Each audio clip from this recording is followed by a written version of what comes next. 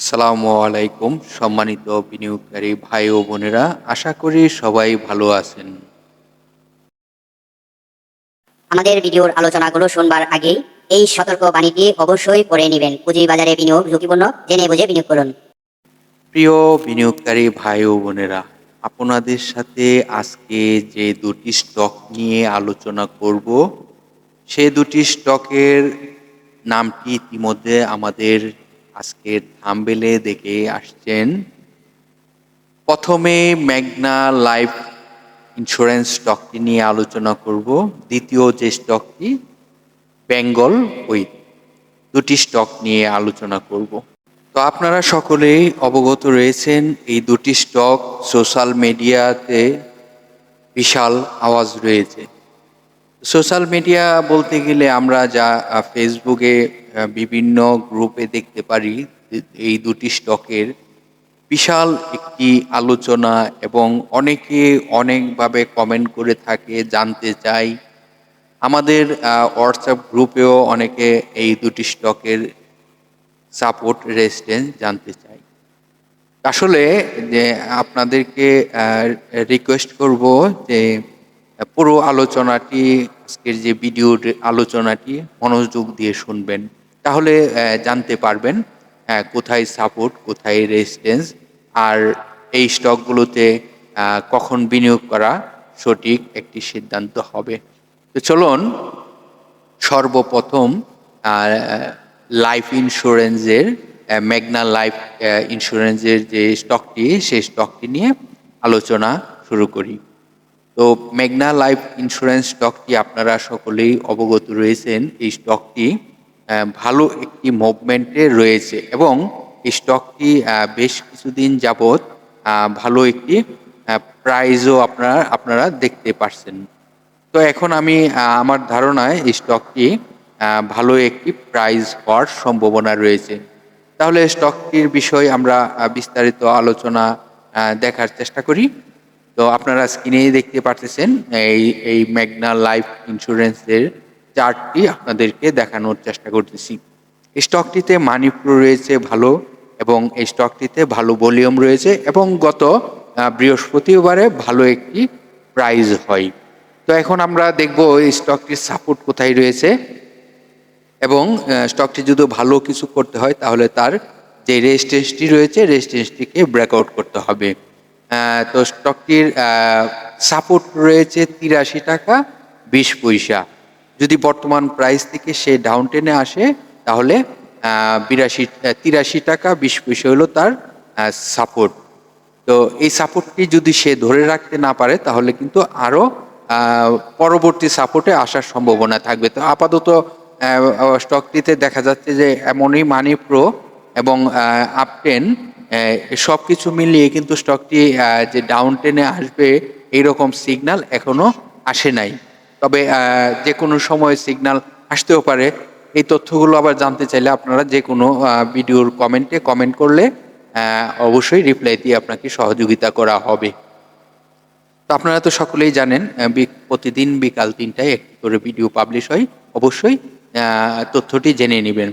তাহলে পরবর্তী যে তার আলোচনাটি, সেটি হলো তার একটি রেজিস্ট্যান্স রয়েছে বর্তমান প্রাইস থেকে, তার একটি রেজিস্ট্যান্স রয়েছে। যে রেজিস্ট্যান্সটি যদি সে ব্রেকআউট করতে পারে, তাহলে স্টকটি আরও ভালো করার মতন অবস্থানে যাবে। তাহলে রেজিস্ট্যান্সটি আমরা এখন দেখার চেষ্টা করি। রেজিস্ট্যান্সটি হলো 91 টাকা 30 পয়সা। 91 টাকা 30 পয়সা রেজিস্ট্যান্সটি যদি সে ব্রেকআউট করতে পারে, তাহলে স্টকটি পরবর্তী রেজিস্ট্যান্সে যাওয়ার জন্য তৈরি হবে। আমরা তাহলে পরবর্তী রেজিস্ট্যান্সটি কিভাবে জানবো? পরবর্তী রেজিস্ট্যান্সটি জানতে হলে অবশ্যই যে কোনো ভিডিওর কমেন্টে কমেন্ট করবেন পরবর্তী রেজিস্ট্যান্সটি। এই রেজিস্ট্যান্সটি 91 টাকা 30 পয়সা রেজিস্ট্যান্সটি অবশ্যই ব্রেকআউট করতে হবে। তাহলে পরবর্তী রেজিস্ট্যান্সটি আপনারা যে কোনো ভিডিওতে কমেন্ট করবেন, আমি তখন রিপ্লাই দিয়ে সহযোগিতা করব। তো আমরা জানলাম মেঘনা লাইফ ইন্স্যুরেন্স স্টকটির গুরুত্বপূর্ণ কিছু আলোচনা। পরবর্তী যে আলোচনাটি আমরা জানবো সেটি হলো বেঙ্গলের। তাহলে চলে যাই আমরা এখন বেঙ্গল প্রতিষ্ঠানটির তাদের যে একটি চার্ট তৈরি করে আমরা আপনাদেরকে দেখানোর চেষ্টা করিতেছি, সেই চার্টে। তাহলে এখন আমরা জানবো বেঙ্গল যে স্টকটি সেই স্টকের তথ্যগুলো। আপনারা সকলেই জানেন প্রতিটি স্টকের আলোচনা করে থাকি শুধুমাত্র আপনাদেরকে বোঝানোর জন্য এবং আপনাদেরকে তথ্যগুলো দিয়ে সহযোগিতা করার জন্য। যে তথ্যগুলো আপনি প্রাথমিক অবস্থায় স্টকের তথ্য জানার প্রয়োজন থাকে সেই তথ্যগুলো দিয়ে আপনাদেরকে সহযোগিতা করে থাকি। আর অবশ্যই যে স্টকগুলো নিয়ে আলোচনা করে থাকি সেই স্টকগুলো ভালো করবে, ভালো করার মুভমেন্টে চলে যাবে, তখনই কিন্তু আপনাদের সাথে স্টকগুলো নিয়ে আলোচনা করে থাকি। তো আমি আসলে আপনাদেরকে সহযোগিতা করার জন্যই কিন্তু এই স্টকগুলো নিয়ে আলোচনা করে থাকি। তো আমার ভিডিওতে আমার যে ইউটিউব চ্যানেলে শত শত ভিডিও রয়েছে, আশা করি এই ভিডিওগুলো আপনারা মনোযোগ দিয়ে শুনে আসবেন এবং যে ডেটে পাবলিশ করা হয়ে থাকে তার মধ্যে কতদিন পরে স্টকগুলো ভালো কাজ করে এবং ভালো প্রাইস হয় এটি আপনারা বুঝতে পারবেন। তো এখন বাজার খুব ভালো একটি অবস্থানে চলে যাচ্ছে। তো আমরা যে স্টকগুলো এখন আপনাদেরকে সাজেশন করতেছি সেই স্টকগুলো এই মুহূর্তে ভালো করবে এটি আমরা বুঝতেই পারতেছি। তো স্টকের আরও গুরুত্বপূর্ণ তথ্য থাকে যে তথ্যগুলো অবশ্যই ডিএসসির ওয়েবসাইটে প্রতিটি স্টকের একটি করে পেজ থাকে। এই পেজ থেকে আপনারা আরও অনেক গুরুত্বপূর্ণ তথ্য জেনে আসবেন। আর যদি আপনারা বুঝতে সমস্যা হয় কমেন্ট করবেন, অবশ্যই আপনাদেরকে সহযোগিতা করা হবে। আপনারা জানেন আরএসআই একটি বিষয় থাকে যে একটি স্টকের প্রাইস ওভার ভ্যালু হলো কিনা এটি কিন্তু আরএসআই থেকে আপনি বুঝে নিতে পারবেন। তো এইসব বিষয় যদি জানতে হয় তো অবশ্যই ভিডিও কমেন্টে কমেন্ট করবেন, যে কোনো ভিডিওর স্টকের নাম লিখে কমেন্ট করবেন, অবশ্যই আপনাকে সহযোগিতা করা হবে। তাহলে এখন আমরা যে স্টকটি নিয়ে আলোচনা করতে যাচ্ছি বেঙ্গল এই স্টকটি তার আপনারা জানেন তার ন্যাব রয়েছে 25 টাকা 83 পয়সা। এই কোম্পানিটি ফার্স্ট কোয়ার্টারে আয় রয়েছে 15 পয়সা। কোম্পানিটি বর্তমানে তার সাপোর্ট লেভেলটি আপনাদেরকে স্ক্রিনে দেখানোর চেষ্টা করিতেছি।